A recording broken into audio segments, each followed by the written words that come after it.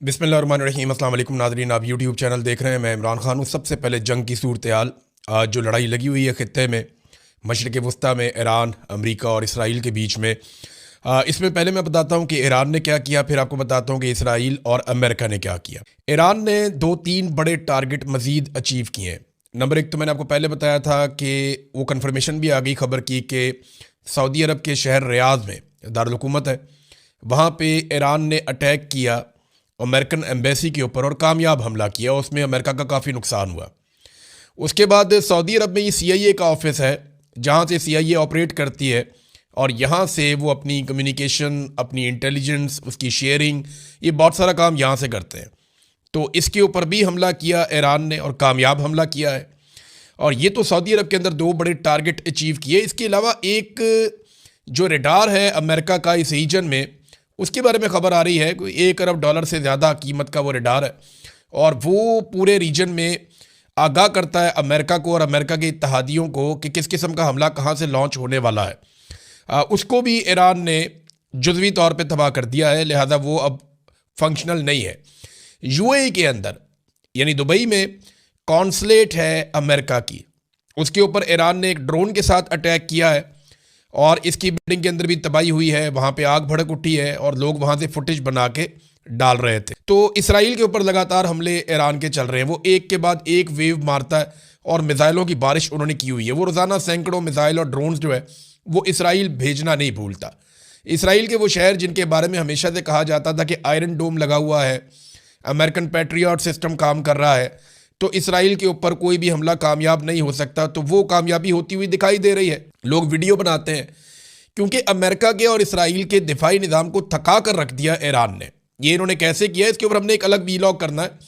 मैं एक वीलॉग कर रहा हूँ कि ईरान ने अपना पूरा का पूरा मिसाइल्स का स्ट्रक्चर क्यों बनाया, ईरान ने एयरफोर्स क्यों नहीं तैयार की, ईरान ने बाकी महाज़ों के ऊपर इतना काम क्यों नहीं किया, उसने मिसाइलों पे, ड्रोन्स पे, इन चीज़ों पे तवज्जो क्यों दी और उसकी हिकमत अमली क्यों कामयाब है। इसके पीछे बड़े बड़े हीरोज़ कौन थे जिन्होंने ईरान के लिए ये काम किया, जो ईरान के लिए हीरोज़ हैं। इस पर एक अलग वीलॉग करेंगे, बड़ी तफसीलात हम इकट्ठी कर रहे हैं, आपके सामने रखेंगे। अब इसराइल के ऊपर लगातार हमले हो रहे हैं। इसराइल की जो अहम तरीन बिल्डिंग्स हैं, उनके जो सरकारी दफातर हैं, वो सारे खाली हैं और उनको ईरान एक एक करके तबाह कर रहा है। और ये इंफ्रास्ट्रक्चर का एक बहुत बड़ा नुकसान है जो इसराइल को होने जा रहा है।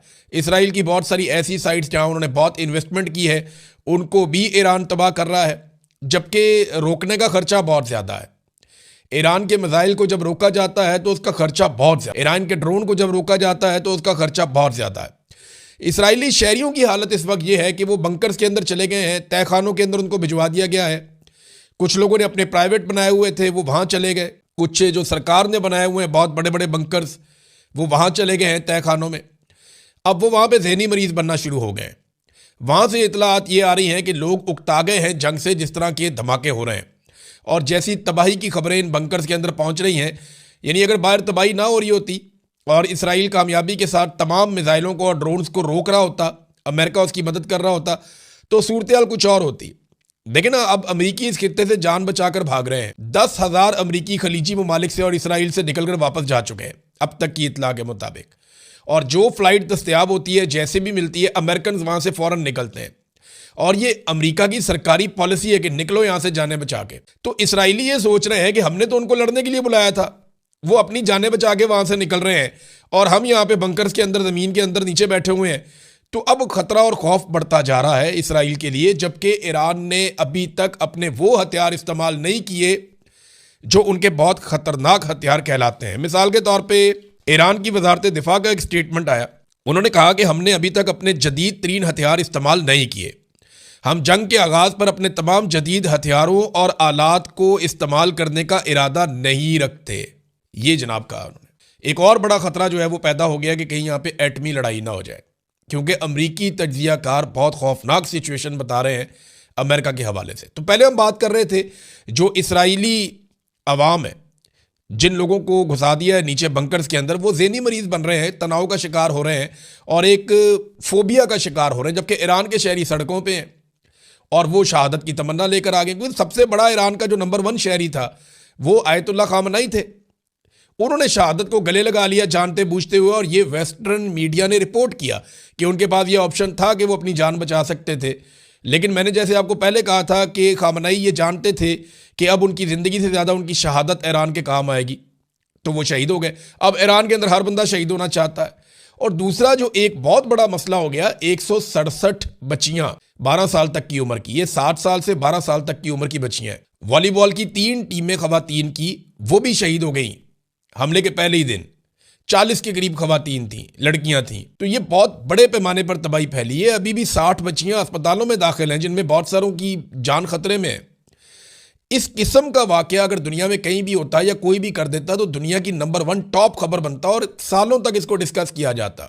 167 छोटी बच्चियां ईरान ने एक साथ दफनाई हैं। इतना बड़ा वॉर क्राइम आज तक हमने, जो तारीख है दस्तयाब तारीख, उसके अंदर यहां नहीं सुना हमने, जो जदीद दुनिया के अंदर अभी अमेरिका ने और इसराइल ने कर दिया है। उसके बाद ईरानियों का सोचने का तरीका ही बदल गया। वो रजीम चेंज ऑपरेशन, वो हुकूमत की मुखालफत, वो सारी चीज़ें चली गई। लोगों ने कहा हम आपस में लड़ते रहे, जो मर्जी करते रहे, हमारे दुश्मन वो हैं जिन्होंने हमारी बच्चियां मार दी। इससे एक बहुत बड़ी तब्दीली आई और ये एक बहुत बड़ी गलती है। और जो खामनेई शहीद ने किया, उसके बाद तो सूरत हाल बिल्कुल ही एक तरफा हो गई है।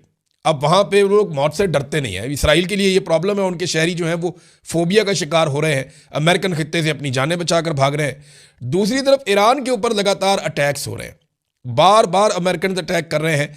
और जो सुप्रीम लीडर का इंतखाब करने वाली कमेटी थी, उसने जिस बिल्डिंग में इकट्ठे होकर ये इंतखाब करना था, उस बिल्डिंग के ऊपर अटैक किया गया। नुकसानात के बारे में अभी तफसीलात नहीं आई, लेकिन यह दावा किया गया कि वहाँ कई लोग शहीद हुए हैं। लेकिन अभी कुछ इतलात आ रही हैं कि कंफर्मेशन इसकी आ जाएगी, लेकिन बहुत सारे मीडिया ने इसको रिपोर्ट कर भी दिया है और तकरीबन कंफर्म हो गया है कि नए सुप्रीम लीडर मुंतखब हो गए हैं ईरान के। अबूरी लीडर थे, इससे पहले मैंने आपको बताया था, एक आए थे। तो जो नए सुप्रीम लीडर मुंतखब हुए हैं वो आयतुल्लाह खामनेई के साहबजादे मुंतखब हुए हैं। इनका नाम है जी मुज्तबा खामनेई। अब इनके बारे में 4 चीज़ें मैं आपको आज बता देता हूँ, फिर तफसील से हम बाद में बात करते रहेंगे। 56 साल इनकी उम्र है। ये आयतुल्लाह खामनेई के दूसरे बड़े बेटे हैं और पासदाराने इनकलाब से इनका बहुत गहरा ताल्लुक़ है। और ये अपने वालिद की तरह, इनके जो अकायद हैं वो उसी तरह के हैं। और चौथी चीज़ ये है कि इनके बीवी और बच्चों के बारे में भी कंफर्मेशन नहीं आ रही। कुछ इतलात ये है कि इनकी अहलिया ज़हरा हद्दाद और इनके बच्चे शायद उस हमले में शहीद हो गए जहाँ पे आयतुल्लाह खामनेई शहीद हुए थे। अभी इसके बारे में पूरी तरह से कंफर्मेशन नहीं है, ये आने वाले दिन में आपको पता चल जाएगी। अब अमेरिका और इसराइल हमला तो कर रहे हैं ईरान के ऊपर, लेकिन उनके लिए बड़ा प्रॉब्लम यह है कि वो साइट्स किधर हैं जहाँ पे ये मिसाइल पड़े हुए हैं या तैयार हो रहे हैं। ईरान ने बहुत बड़े पैमाने पर मिसाइल तैयार करके छुपाए हुए हैं, किसी को भी इस बात का अंदाजा नहीं है। ईरान के पास जो लॉन्चर्स हैं वो मूवेबल हैं, यानी वो व्हीकल्स के ऊपर मूव करते हैं। कभी किसी इलाके से लॉन्च करते हैं, कभी किसी इलाके से लॉन्च करते हैं, कभी किसी और एरिया से जाके लॉन्च कर देते हैं।